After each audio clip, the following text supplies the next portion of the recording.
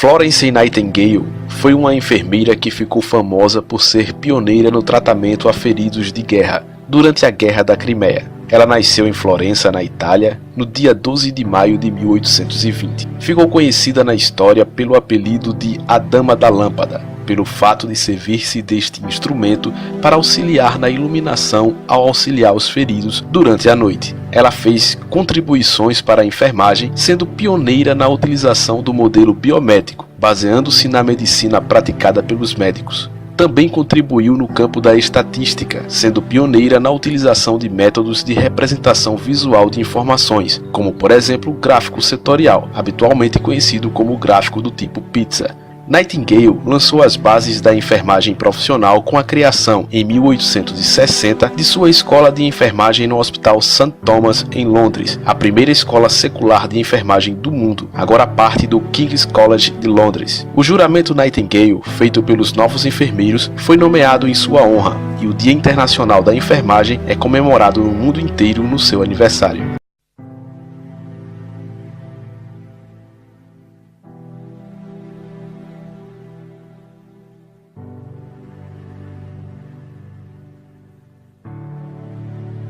Ela, mesmo sendo rica e bem relacionada, vivia em Florença, no Grão-Ducado da Toscana. Por isso, Florence recebeu o nome em inglês da cidade em que nasceu, como sua irmã mais velha, Paternope, nascida em Nápoles.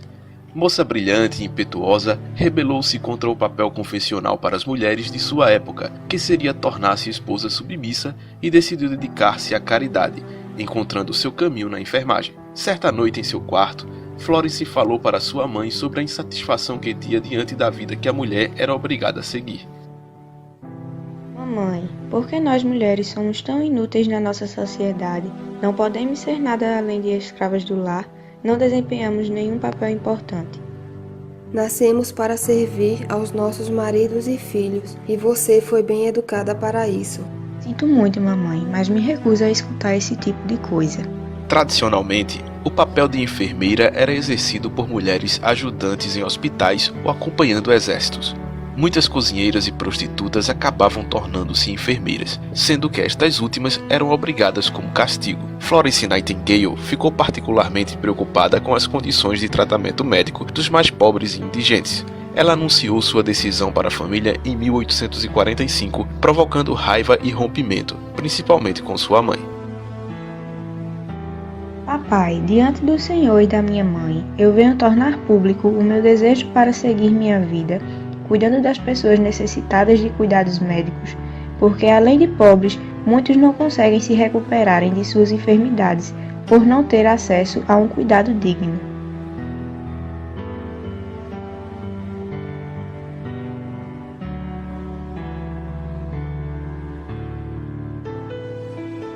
E você acha que pode mudar o mundo? Ainda mais sendo uma mulher? Eu não a autorizo a se desviar da vida que eu planejei para você. Vai se casar e ser uma dama de honra na sociedade.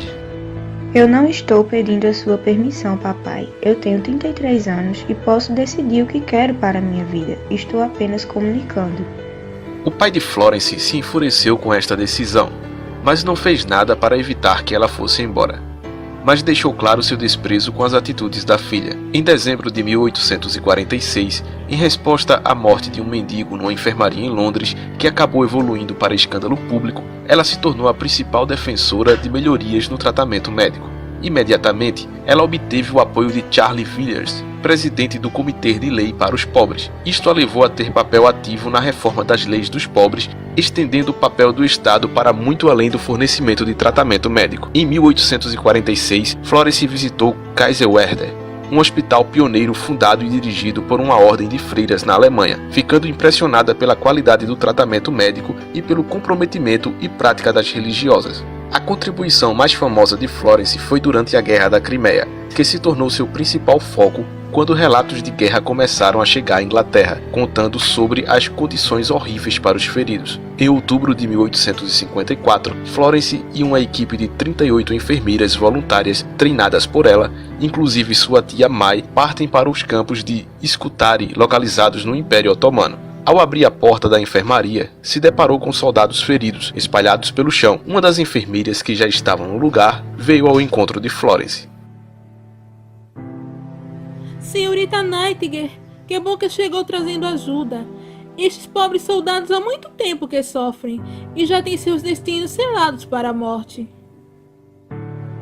Meu Deus, precisamos fazer alguma coisa, esses homens vão morrer. A cada 10 homens que chegam, 4 morrem no mesmo dia.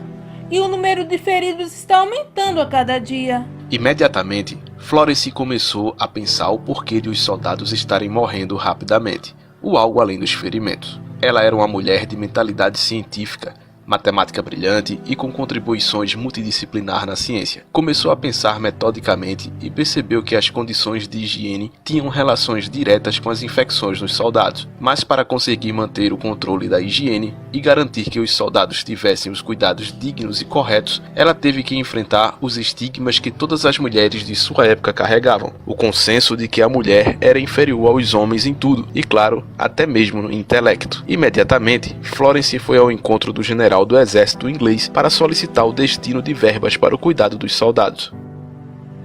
Excelentíssimo senhor general, a senhorita Nightingale está lá fora e deseja falar com o senhor. O que eu fiz para merecer isso?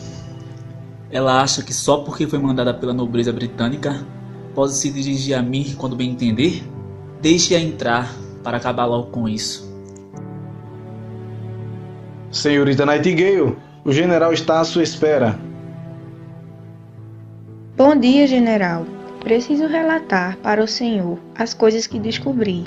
Os soldados estão muito feridos e da forma que estão sendo cuidados em ambientes precários e com limitação de remédios, além da falta de higiene, eles irão morrer e poderão sofrer muito.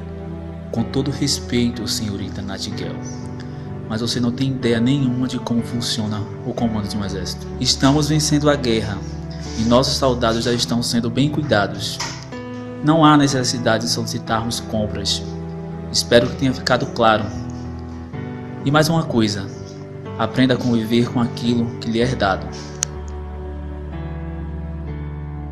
Florence não ia desistir. Como era de família rica, ela tinha umas economias guardadas. Então, fez compras de tudo que precisava inicialmente e fez gerar furor entre o alto escalão militar. As mudanças criadas por Florence começaram a produzir resultados extraordinários na recuperação dos soldados, e isso chamou a atenção não somente dos militares, como da imprensa, que a colocou como uma das pessoas mais importantes de sua época. Florence Nightingale voltou para a Inglaterra como heroína em agosto de 1857 e, de acordo com a BBC, era provavelmente a pessoa mais famosa da era vitoriana, além da própria Rainha Vitória. Depois de contrair febre tifoide, ficou com sérias restrições físicas, o que a obrigou a retornar em 1856 da Crimeia. Impossibilitada de fazer seus trabalhos físicos, dedica-se à formação da escola de enfermagem em 1859 na Inglaterra, onde já era reconhecida no seu valor profissional e ético, recebendo prêmio concedido através do governo inglês. Fundou a escola de enfermagem no Hospital St. Thomas, concurso de 1 ano. Era ministrado por médicos com aulas teóricas e práticas. Em 1883, a Rainha Vitória concedeu-lhe a Cruz Vermelha Real e em 1907 ela se tornou a primeira mulher a receber a Ordem do Mérito. Florence já estava debilitada, mas mesmo assim foi visitar os soldados que se esforçavam, mesmo deitados em repouso, para se levantar e a cumprimentarem.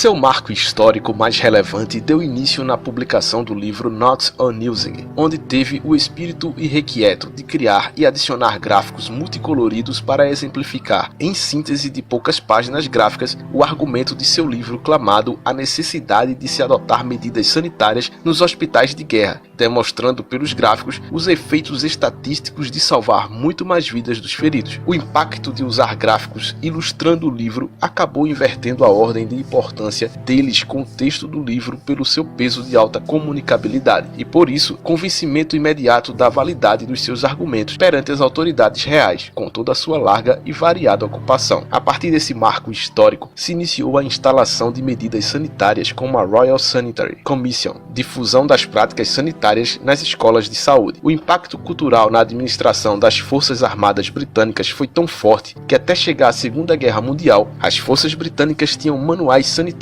cuidados nutricionais, além dos cuidados com os seus soldados feridos que nenhuma outra força tinha em tamanho grau de evolução e aplicação, o que ao curso da longa guerra se mostrou como uma grande vantagem competitiva. Curiosamente, as escolas de enfermagem e museus que a homenageiam, exemplo, o Museu da Ciência e Tecnologia da PUC no Rio Grande do Sul, ignoram um pouco do papel de articulação política e o impacto do seu livro e gráficos estatísticos na consolidação e difusão de seu legado na enfermagem. Florence Nightingale faleceu em 13 de agosto de 1910, deixando um legado de persistência, capacidade, compaixão e dedicação ao próximo. Estabeleceu as diretrizes e caminho para a enfermagem. Encontra-se sepultada em St. Margaret, na Inglaterra. É comemorada como testemunha profética pela Comunhão Anglicana, sendo sua festa litúrgica celebrada em 13 de agosto. E claro, se tornou a maior personalidade responsável pela criação da enfermagem moderna.